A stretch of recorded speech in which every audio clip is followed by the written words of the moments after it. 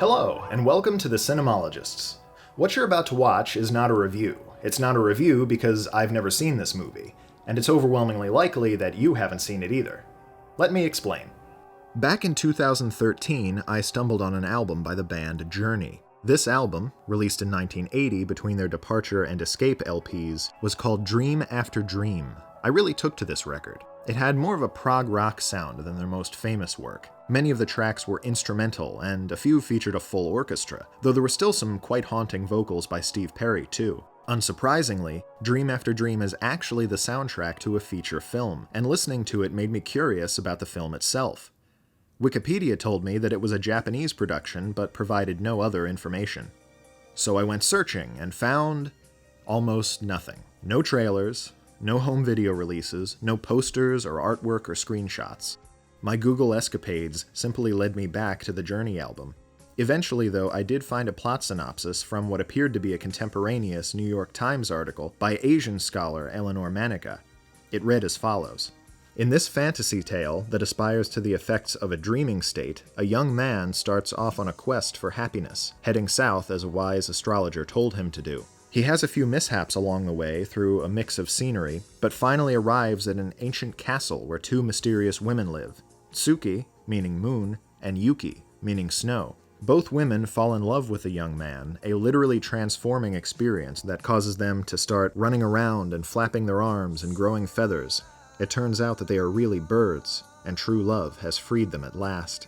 Meanwhile, the young man has to face his destiny, and after the avian extravaganza, he may have some cause for worry. The film was released in 1981 and ran 101 minutes. That was all I found out. Again, there were no reviews, ratings, or forum posts on its IMDb page, no film clips on YouTube.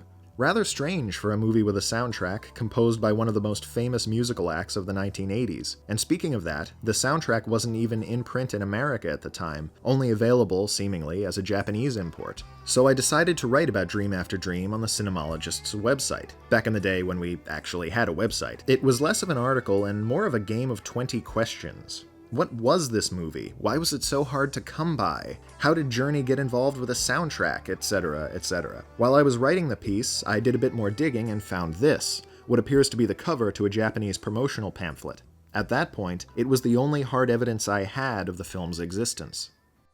Surprisingly, my article, posted in August of 2013, took off. It turns out there were a lot of people, Journey fans and movie buffs alike, who were equally curious about the film, and there were a few who had answers. Some commenters provided links to blog posts with information on the movie, though oftentimes these posts just contained the same information as the Cinemologist's article, either because Google led them to the same places or they were newer posts, quoting my piece directly. A few commenters searched the internet using Japanese and French keywords and came up with more promising results, even including some behind-the-scenes and pre-production images from the movie itself, revealing an Arabian Nights-style setting and some very unique costume design. These were apparently taken from a program or press book of some kind. Other comments linked to Japanese-language forums, and rough translations of these forums bring forth tantalizing rumors of bootleg VHS copies, taped off of Japanese television in the late 1980s. But all these comments reiterated that the movie itself was elusive. None provided direct evidence of the movie being in circulation, either legally or on the black market, and no one posted so much as a clip, trailer, TV promo, or even a screenshot. Happily, a copy of the soundtrack did show up at my local record store, and I was finally able to own it for myself. Most helpful, however, was the Lost Media Wiki, which created an article on Dream After Dream that shed a bit more light on the mystery. Their entry includes a more detailed synopsis and even provides information on the production and release of the movie.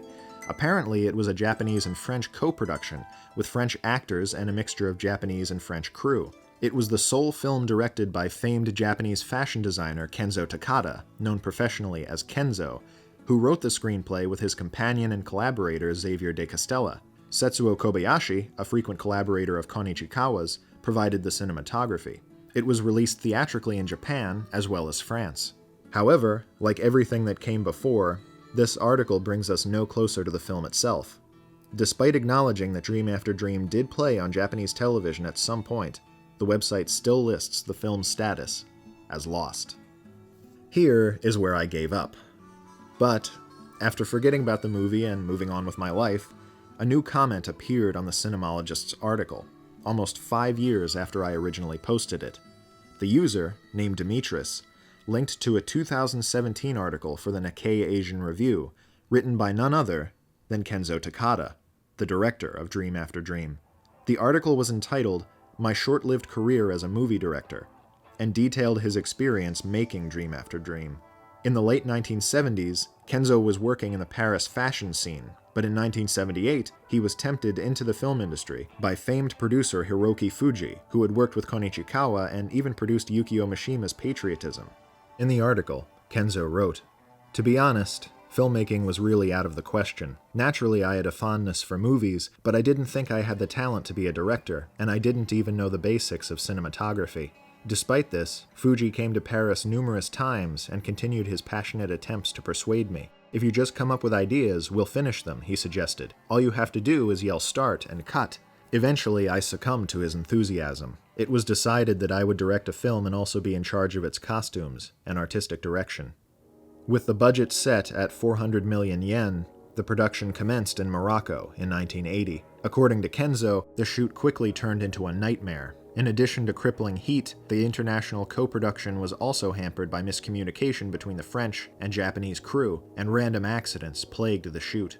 Kenzo recalled a specific incident in which a horse needed to fall over on screen. When the horse refused to comply, attempts were made to drug it. However, this particular horse's diet included wild cannabis, common feed in Morocco, and so the tranquilizer failed to take effect as planned. Eventually, the horse did pass out, unexpectedly, during a break in filming. Kenzo dealt with mounting anxiety and became weakened by stress and the intense heat. The desert town of Zagora, where filming took place, stood near the Sahara Desert, and the location approached temperatures of 50 degrees Celsius. With principal photography complete, Fuji used his contacts to secure Journey for the soundtrack, and the band allegedly passed up a tour in Europe to compose the score, for which they had been given complete creative control. Kenzo again. "I approached the premiere, which we held in Paris, with considerable anxiety. It was the worst. Around 300 people came to the theater, but Parisians have a very unforgiving aesthetic sense. When giggling broke out during a critical scene that was supposed to move the audience to tears, I realized I had failed to create the mood I intended. On top of all that, the audience began to get up and leave in the middle of the film. It was a total fiasco, and it was entirely my fault. I had caused considerable trouble to everyone involved, not least of all Fuji. Filmmaking. Every time I hear that word, I get so depressed and embarrassed, I almost break out in hives." That may be the final word on Dream After Dream. Perhaps it's never been officially released because Kenzo Takada doesn't want it to be seen, and if that's the case, I can certainly understand his feelings on the matter. But I still hope that the film will be released someday, and maybe, just maybe, it will find an audience that's more forgiving of its flaws and appreciative of its merits, whatever they might be. Perhaps Kenzo's cursed production is simply waiting to transform into a cult favorite. In that form, perhaps, it could fly at last. At any rate, whether Dream After Dream is released or not, whether it's a good film or a bad one, we still have the soundtrack, and that, at least, deserves your attention. This is Joel Davidson for the Cinemologists, saying, keep watching.